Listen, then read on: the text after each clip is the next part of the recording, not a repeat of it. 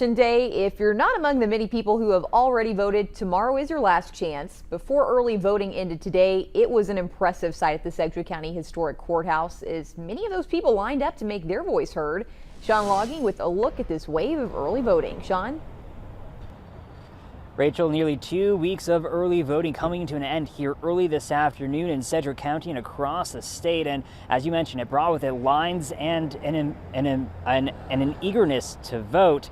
But of course, when it comes to what we are looking forward to, it's basically tomorrow when everyone will have their final chance to vote.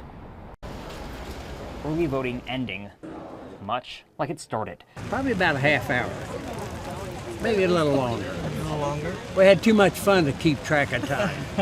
A line down the block and out the door of the Sedgwick County Historic Courthouse Monday on the final day of early voting. By the time ballots were cast, a 90-minute wait wasn't unheard of. I have been in line since 9:08 and it is now 10:30. Camila Alexander among the voters not deterred. Voting is an honor and a privilege when it comes to those who sacrifice to have equal voting rights, and so I'm just grateful to do my part. Even with the wait and rain, voters wanting to have their say. I think it's very important. It shows that people really care, and I think that's the most important thing.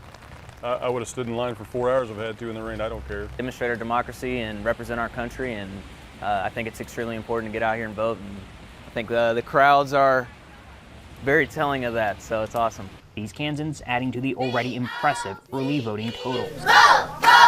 More than 35% of Sedgwick County's registered voters, nearly 125,000, have voted early.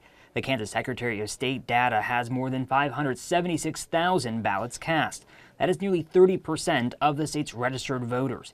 It's as the state's top election official expects Kansas to top the turnout seen in 2020, which was a little more than 70%. You want to make sure that you vote for the person that you want in there, and without me being here to vote, then I can't complain about who's actually going to be the president and what's part of the drive to get out early.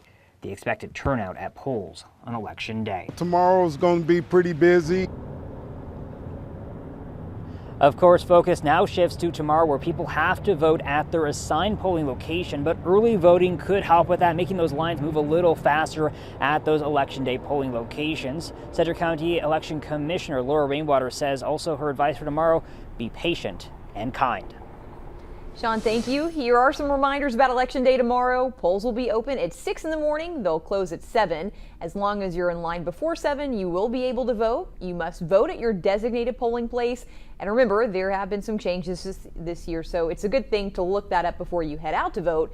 We have a link to where you can easily find yours on the KWCH News app. Also, if you still have your mail-in ballot, you can drop them off at any ballot drop box or a polling site tomorrow, but it must be postmarked by Election Day and received no later than the third day following the election if you are mailing it.